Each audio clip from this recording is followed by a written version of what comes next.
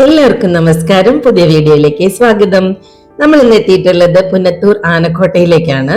ഗുരുവായൂർ അമ്പലത്തിൽ നിന്ന് 3 കിലോമീറ്റർ ദൂരമുള്ളൂ ഈ ആനക്കോട്ടയിലേക്ക്. ഞങ്ങളുടെ വീട്ടിൽ നിന്നും വളരെ അടുത്താണ് ആനക്കോട്ട.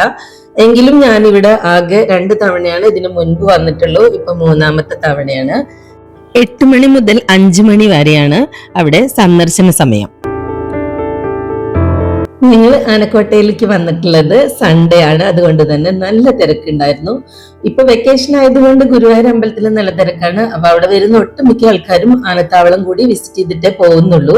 ഇന്ത്യയിലെ തന്നെ ഏറ്റവും കൂടുതൽ ആനകളെ സംരക്ഷിക്കുന്ന ഒരു സ്ഥലമാണിത്. ആനത്താവളം കാണാനായിട്ട് ടിക്കറ്റ് എടുക്കേണ്ടതുണ്ട്. അപ്പൊ അതിന് ചെറിയൊരു ചാർജ് ഉണ്ട്. അഡൽസിന് 20 രൂപ, 10 വയസ്സിൽ താഴെയുള്ള കുട്ടികൾക്ക് 10 രൂപ. അതുപോലെ മൊബൈൽ വീഡിയോഗ്രാഫിക്ക് 25, പിന്നെ മറ്റു വീഡിയോഗ്രാഫിക്കൊക്കെ അതിനേക്കാൾ കൂടുതൽ, ക്യാമറയ്ക്കൊക്കെ അതിനേക്കാൾ കൂടുതലായിട്ടുണ്ട്. അപ്പൊ നമ്മൾ ടിക്കറ്റ് ഒക്കെ എടുത്തിട്ട് നേരെ അകത്തേക്ക് കടന്നു. ഇവിടെ നന്ദൻ എന്ന് പേരുള്ള ആനേനെയാണ് ഫസ്റ്റ് കാണുക. റൈറ്റ് സൈഡിലൂടെ, എൻട്രൻസിലൂടെ വന്ന് റൈറ്റ് സൈഡിലൂടെ അങ്ങനെ കറങ്ങി നമ്മൾ പോകണം. പിന്നെയും അടുത്ത ഭാഗം ഇങ്ങനെ ഒഴിഞ്ഞു കിടക്കുന്നുണ്ട്. വീണ്ടും കുറച്ചുകൂടി മുന്നോട്ട് പോയപ്പോ അവിടെ വീണ്ടും ആനകളെ കാണുന്നുണ്ട്. 2 സൈഡിലും ആനകളുണ്ട്. ഇവിടെ ആനകളെ ചട്ടം പഠിപ്പിക്കുന്ന സ്ഥലമൊക്കെ ഉണ്ട്. ഇത്തവണ ഞാൻ വന്നപ്പോ ആനകൾ കുറവായിട്ടാണ് എനിക്ക് തോന്നിയത്. ഇവര് പൂരമെഴുന്നള്ളിപ്പിനൊക്കെ ആനകളെ വിടുന്നുണ്ട്. അപ്പം അങ്ങനെ പോയതായിരിക്കാമെന്ന് തോന്നുന്നു. ആനകൾ കുറവാണ്. ഗുരുവായൂരിൽ നിന്ന് 3 കിലോമീറ്റർ എങ്ങോട്ടുള്ളൂ. ഇതൊരു കോവിലകമാണ്. പുന്നത്തൂർ കോവിലകം ഗുരുവായൂർ ദേവസ്വത്തിന്റെ പുന്നത്തൂർ കോട്ട അഥവാ ആനക്കോട്ടയായ ചരിത്രമൊക്കെ കുറച്ച് ഞാൻ വായിച്ചിട്ടുണ്ട്. എനിക്ക് ആനപ്പേടി കൂടുതലാണ്, എന്നാൽ ആനകളെ ഇഷ്ടമാണ്. ആകെ 2 തവണയെ ഞാൻ വന്നിട്ടുള്ളൂ. ലാസ്റ്റ് വന്നിട്ട് 3 വർഷമായി. ഞാൻ ആദ്യമായിട്ട് ഇവിടെ വന്നത് ഒരു വടക്കൻ വീരഗാഥ എന്നുള്ള സിനിമയുടെ ചിത്രീകരണ സമയത്താണ്. അതിന്റെ ലൊക്കേഷൻ നമ്മുടെ ആനക്കോട്ടയായിരുന്നു. ഷൂട്ടിംഗ് നടന്നിരുന്നത് കൊട്ടാരത്തിനകത്താണ്. അന്ന് സെറ്റ് ഇട്ടിട്ട് ആ കൊട്ടാരം കാണാൻ നല്ല ഭംഗിയായിരുന്നു കേട്ടോ. ഇപ്പൊ അതൊക്കെ എന്താ പറയാ, പഴമയുടെയും സൂക്ഷിപ്പിന്റെയും കഥകൾ പറഞ്ഞുകൊണ്ട് ഇവിടെ കാണുന്നത് തന്നെ വല്ലാത്ത വിഷമാണ്. വളരെ ശോചനീയമായ അവസ്ഥയിലാണ് ആ കൊട്ടാരവും അവിടുത്തെ ക്ഷേത്രമൊക്കെ കാണുന്നത്. നൂറ്റാണ്ടുകൾക്ക് മുമ്പ് പുന്നത്തൂർ സ്വരൂപത്തിന്റെ കീഴിലായിരുന്നു അത്ര ഈ പ്രദേശം. പുന്നത്തൂർ സ്വരൂപത്തിന്റെ ആസ്ഥാന മന്ദിരമാണ് ഈ കോട്ട. പുന്നത്തൂർ രാജവംശം നിർമ്മിച്ചതാണ് ഈ കോട്ട. 10 ഏക്കറോളം വിസ്തൃതി ഉണ്ട്. അതിന് 400 വർഷത്തെ പഴക്കവുമുണ്ട്. ഇവിടെ ഈ നോ എൻട്രി ബോർഡിന്റെ അപ്പുറത്തേക്ക് നോക്കിയാൽ അവിടെ ഒരു ആനേനെ കാണാം. അത് എന്തെങ്കിലും മതപ്പാട് ലക്ഷണമോ കുറുമ്പ് കൂടിയതോ എന്തെങ്കിലും ആയിട്ടുള്ള അങ്ങനത്തെ ആനകളേനെയാണ് ആ ഭാഗത്ത് കിട്ടുക. അത് ഞാൻ 2 പ്രാവശ്യം വന്നപ്പോഴും ഇവിടെ ആനേനെ കണ്ടിട്ടുണ്ട് കേട്ടോ. അങ്ങോട്ട് നമുക്ക് പ്രവേശനമില്ല. അത് സന്ദർശകരുടെ സേഫ്റ്റിക്കും കൂടി വേണ്ടിയാണ്. ആനയുടെ അടുത്ത് അതിന്റെ പാപ്പാൻ ഇരിക്കുന്നുണ്ട്. അപ്പൊ അദ്ദേഹം നമ്മളോട് പറഞ്ഞു അങ്ങോട്ട് പോവരുത്, നേരെ മുന്നോട്ട് ആ വഴിയിലൂടെ നടന്നാൽ മതി, അവിടെ ഒത്തിരി ആനകളെ നമുക്ക് കാണാൻ പറ്റുന്നു പറഞ്ഞു തരും ചെയ്തു. 1975 ഗുരുവായൂർ ദേവസ്വം ഈ കോട്ട വാങ്ങുന്നത്. അതിനുശേഷം ഗുരുവായൂരപ്പന് വഴിപാടായി കിട്ടുന്ന ആനകളെ മുഴുവൻ, അവിടെ നടക്കിരുത്തുന്ന ആനകളെ മുഴുവൻ ഇവിടെയാണ് സംരക്ഷിച്ചു പോരുന്നത്. കൂട്ടത്തിൽ നിന്ന് മാറ്റി നിർത്തിയ കരിവീരനെ നോക്കി കുറച്ചു നേരം ഞങ്ങൾ അവിടെ തന്നെ നിന്നു. ആള് പനമ്പട്ട കഴിക്കണേൽ ശ്രദ്ധിച്ചുകൊണ്ടിരിക്കുകയാണ്. ആരും മൈൻഡ് ചെയ്യുന്നില്ല.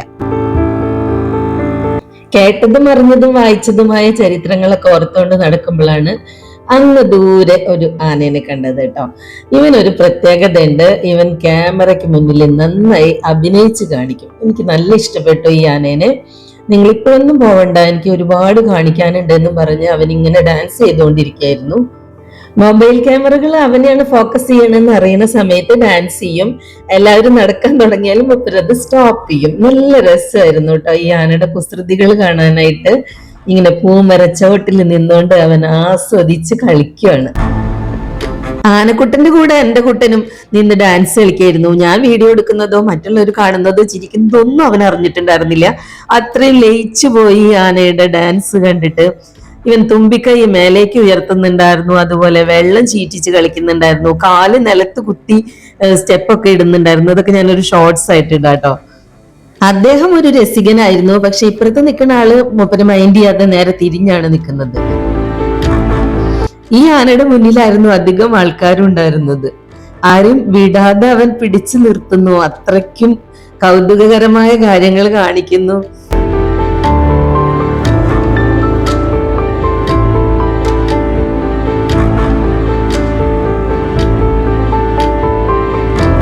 ആന നടന്നു വരുന്നതിന്റെ ചങ്ങല കിലുക്കം കേൾക്കാണ്ട് അപ്പൊ അതോടെ ഞാൻ മുങ്ങി, കുറെ ആൾക്കാർ നിൽക്കുന്നതിന്റെ ബാക്കിൽ ഒളിച്ചു. ഇപ്പൊ ഈ വരുന്ന ആനയാണ് നമ്മുടെ മുന്നിലൂടെ നടന്നു പോയത്. ശ്വാസം അടക്കി ഞാൻ നിന്നു. ഈ ആനയ്ക്ക് കുറച്ച് പ്രത്യേകതയൊക്കെ തോന്നിട്ടോ, ഭയങ്കര വണ്ണമുണ്ട്. ഇത് വെയിറ്റ് കൂടിയ ആനയാണാവോ. ആനകളുടെ പേര് എഴുതി വെച്ചൊന്നും ഞാൻ കണ്ടില്ലല്ലോ. പിന്നെ ആദ്യത്തെ ആനയുടെ നന്ദൻ എന്നുള്ള പേര് മാത്രമേ ഞാൻ കണ്ടിട്ടുള്ളൂ. പിന്നെ ശ്രദ്ധിക്കാതെ ആണോ എന്ന് എനിക്കറിയില്ല, വേറെ എവിടെയും കാണുന്നില്ല. അങ്ങനെ കരിവർണ്ണന്റെ ലീലകൾ കുറെ നേരം കണ്ടു നിന്ന് മനസ്സോടെ ഞങ്ങള് മുന്നോട്ട് തന്നെ നടന്നു. വീണ്ടും കുറച്ച് ആനകളും കൂടി ഉണ്ട്.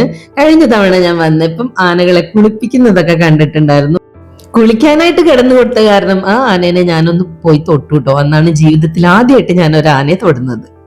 ആനപ്രേമികൾ എന്തായാലും ഇവിടെ വന്ന 8 to 5 എന്നുള്ള മുഴുവൻ സമയം ഉപയോഗിക്കുന്നതാണ് തോന്നുന്നത്. കാരണം അവർക്ക് ഓരോ ആനേനെ കുറിച്ചും ഒരുപാട് അറിവുണ്ടാവും. അപ്പൊ ഇങ്ങനെ നോക്കി നിൽക്കാൻ ഇഷ്ടമുണ്ടാവും. ഉച്ച സമയത്താണ് ഞങ്ങൾ എത്തിയിട്ടുണ്ടായിരുന്നത്. പുറത്ത് നല്ല വെയിലുണ്ട്, പക്ഷെ ഇതിനകത്ത് നടക്കുമ്പോൾ അതൊന്നും അറിയില്ല. കാരണം അത്രയും മരങ്ങളുണ്ട്, നൂറ്റാണ്ടുകളുടെ പഴക്കമുള്ള മരങ്ങളാണ്. അതിന്റെ ഓരോ വേരുകൾ തന്നെ വലിയ മരങ്ങളുടെ അത്രയും വണ്ണമുണ്ട്. അപ്പം അതിനിടയിൽ പൂമരങ്ങളുണ്ട്. എല്ലാം കൂടി നല്ല രസമുണ്ട് കേട്ടോ അതിന്റെ ഇടയിലൂടെ നടക്കാനായിട്ട്. ആദ്യമായിട്ട് ഞാൻ ആനക്കോട്ട കാണാൻ വന്നത് 1988 എന്റെ ഓർമ്മ. അന്ന് ഞാൻ ഇവിടെ കിടന്ന് ഓടുമായിരുന്നു കേട്ടോ. കാരണം ഈ പാതയ്ക്ക് ഇത്രയും വേദി ഉണ്ടായിരുന്നില്ല എന്നുള്ളതാണ് എനിക്ക് തോന്നുന്നത്. ആനകൾ കുറച്ചുകൂടി അടുത്തായിരുന്നു. അപ്പൊ ഇങ്ങോട്ട് തിരിഞ്ഞാലും ആന. അങ്ങനെ കൊട്ടാരത്തിനകത്തേക്ക് ഓടിക്കേറി. പിന്നെ അവിടെ നിന്ന് ഇറങ്ങാൻ എനിക്ക് പേടിയായിരുന്നു. ഇവിടെ ഇങ്ങനെ ഷെഡിനകത്തായിട്ട് 2-3 ആനകളെ കണ്ടു. അവരെന്താണ് പ്രത്യേകം പാർപ്പിച്ചിട്ടുള്ളത് എന്ന് മനസ്സിലായില്ല. ഇനി എന്തെങ്കിലും ചെറിയ അസുഖങ്ങളൊക്കെ ഉള്ള ആനകൾക്ക് അങ്ങനെ ഷെൽട്ടർ കൊടുക്കുന്നതായിരിക്കാമെന്ന് വിചാരിക്കുന്നു.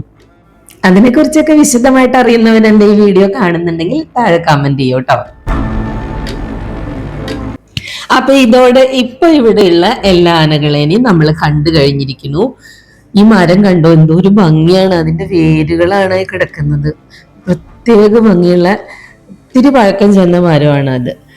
പിന്നീട് ഇനി പോകുന്നത് നമ്മൾ സ്റ്റാർട്ടിങ്ങിലേക്ക് തന്നെയാണ്. അതിനു മുൻപ് ഈ കൊട്ടാരം നമുക്കൊന്ന് കാണാം. കൊട്ടാരത്തിന്റെ ഓടുകള് പൊട്ടിയിട്ടുണ്ടെന്നാണ് എനിക്ക് തോന്നുന്നത്. അപ്പൊ വെള്ളമൊന്നും പോവാതിരിക്കാനായിട്ട് മുന്നെപ്പോഴോ കെട്ടിയിട്ടുള്ള ഷീറ്റുകളാണത്. ഇതൊക്കെ നമ്മുടെ സുന്ദരമായ ആ കാഴ്ചയ്ക്ക്, പഴമയുടെ ഭംഗിക്ക് മങ്ങലേൽപ്പിക്കുന്നതായിട്ട് എനിക്ക് ഫീൽ ചെയ്തു. എന്തുകൊണ്ടാണ് ഇതൊക്കെ മെയിൻറ്റെയിൻ ചെയ്യാതിരിക്കുന്നതെന്ന് അറിയില്ല. ഇതൊക്കെ മെയിൻറ്റെയിൻ ചെയ്ത് വെക്കുകയാണെങ്കിൽ എന്ത് രസമായിരിക്കും അല്ലേ കാണാൻ. ആ കൊട്ടാരത്തിന്റെ ഫോട്ടോ എടുക്കാനും വീഡിയോ എടുക്കാനും 2 സൈഡ് നോക്കിയപ്പോഴും ഇത്തരം ഷീറ്റുകൾ അവിടെ തൂക്കിയിട്ടതായിട്ടാണ് കണ്ടത്. അതെന്താണ്ടാണെന്ന് എനിക്ക് പൂർണ്ണമായിട്ടും അറിവില്ല. കുരുവിക്ക് ഒരു കൂട് എന്നുള്ളൊരു ബാനർ അവിടെ ഉണ്ട് കേട്ടോ. അപ്പൊ മരങ്ങളൊക്കെ സംരക്ഷിക്കുന്നത് പോലെ നമ്മുടെ പഴമയുടെ പ്രതീകങ്ങളായിട്ടുള്ള ഇത്തരം കൊട്ടാരങ്ങള് ഒരു ദിവസം തന്നെ എത്രയോ സന്ദർശകർ വന്നു പോകുന്ന സ്ഥലമാണ്. അപ്പൊ ഇതൊക്കെ എന്തുകൊണ്ടാണ് ഇങ്ങനെ ശോഷിപ്പിലേക്ക് പോകുന്നതെന്നുള്ളത് നമുക്ക് അറിഞ്ഞുകൂടാ. അപ്പൊ എന്തായാലും എല്ലാം നല്ല രീതിയിൽ തന്നെ സംരക്ഷിക്കപ്പെടട്ടെ. ഇതാണ് അഡ്മിനിസ്ട്രേറ്റർ ഓഫീസ്. ഇവിടുന്നാണ് ആനകളെയൊക്കെ പൂരത്തിനൊക്കെ കൊണ്ടുപോകുന്നുണ്ടെങ്കിൽ ചോദിക്കേണ്ടത്, ഇവിടെയാണ് അന്വേഷിക്കേണ്ടത്. അതിനടുത്തായിട്ട് ഒരു കുളമുണ്ട്. ഒരല്പം മുന്നോട്ട് നടന്നാൽ ആ കുളത്തിലേക്ക് ഇറങ്ങുന്ന പടവ് കാണാം കേട്ടോ. എന്റെ മനസ്സിലേക്ക് ചന്ദനലേപ സുഗന്ധം, ആ പാട്ടൊക്കെ ഇങ്ങനെ വന്നുകൊണ്ടിരിക്കുകയാണ്. ഇപ്പൊ നല്ലൊരു ഫീലാണ്. സിനിമയുടെ ഷൂട്ടിംഗ് നടന്നത് ഈ കുളത്തിലല്ല കേട്ടോ. ആ കുളി സീനൊന്നും ഈ കുളത്തിലല്ല. അത് സെറ്റ് ഇട്ടതായിരുന്നു. കോവിലകത്തിന് അകത്താണ് സെറ്റ് ഇട്ടതെന്നാണ് എന്റെ ഓർമ്മ. എനിക്കത് വ്യക്തമായിട്ട് പറയാൻ അറിഞ്ഞൂടാ. അങ്ങനെ കോട്ട മുഴുവൻ ചുറ്റി എല്ലാ ആനകളെയും കണ്ട് നമ്മൾ വീണ്ടും എത്തുന്നത് നന്ദന്റെ അടുത്തേക്കാണ്. അതായത് കോവിലകത്തിന്റെ മുൻവശത്തേക്ക്. കോവിലകത്തിനകത്തേക്ക് നമുക്ക് പ്രവേശനമില്ല. അവിടെ നോ എൻട്രി എഴുതിയിരിക്കുകയാണ്. അതിന് മുന്നിലത്തെ തെണ്ടില് ചിലരൊക്കെ ഇങ്ങനെ ക്ഷീണം മാറ്റാൻ കിടക്കുന്നത് കണ്ടു. വലിയൊരു മരമുണ്ട്, തറ കെട്ടിയ മരം. ആ മരത്തിന്റെ തണലിൽ വേണമെങ്കിൽ ചെന്നിരിക്കാം, അല്ലെങ്കിൽ കോവിലകത്തിന്റെ മുൻവശത്ത് ചെന്നിരിക്കാം. പിന്നെ ആ തെണ്ടിലൊക്കെ ആളുകൾക്ക് ഇരുന്ന് റെസ്റ്റ് ചെയ്യാൻ പറ്റും കേട്ടോ. പിന്നെ കോട്ടയുടെ ഇവിടേക്ക് വരുന്ന സമയത്ത് തന്നെ ഫ്രണ്ടില് ഐസ്ക്രീം ഒക്കെ ഉണ്ട്. അപ്പൊ കുട്ടികൾക്ക് അത് ഭയങ്കര ഇഷ്ടമായിരിക്കും. അപ്പൊ കുട്ടികൾ അതൊക്കെ വാങ്ങിച്ചിട്ട് വരുന്നുണ്ട്. കുട്ടികൾ മാത്രമല്ല വലിയവരും വാങ്ങിച്ചിട്ട് അകത്തേക്കൊക്കെ വരുന്നുണ്ട്. നടന്ന് കഴിക്കുന്നതിനൊന്നും വിരോധമില്ല. ഞാനും അമ്മും കുറച്ചു നേരം കോവിലകത്തിന്റെ ഉമ്മറക്കോലായിൽ ചെന്നിരുന്നു. എന്താ പറയാ, വല്ലാത്തൊരു ഫീലാണ്. പിന്നെ എന്റെ കുട്ടികൾ 2 പേരും ഐസ്ക്രീം വാങ്ങിക്കണം എന്നുള്ള ആഗ്രഹമൊക്കെ പറഞ്ഞിട്ട് അവർ ആ മരത്തണലിൽ ഇരുന്ന് സംസാരിച്ചുകൊണ്ടിരിക്കുകയാണ്. ഈ കോവിലകത്ത് മറ്റ് സ്ത്രീകൾക്കൊന്നും താമസിക്കാൻ പാടില്ലായിരുന്നു അത്രേ.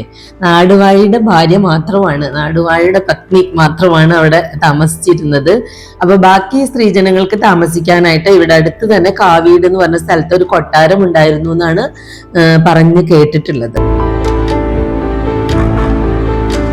ഞങ്ങൾ ഏകദേശം ഒരു 2 മണിക്കൂർ ആനക്കോട്ടയ്ക്കകത്തുണ്ടായിരുന്നു. അപ്പോൾ ആനകളെ കണ്ട് സന്തോഷത്തോടെ എൻ്റെ മക്കൾ കൂടെ വരികയാണ്. എൻ്റെ മനസ്സിലേക്ക് ഒരു കഥാബീജം വന്നിട്ടുണ്ട്. അത് വളർന്നൊരു കഥയായി രൂപം കൊള്ളട്ടെ.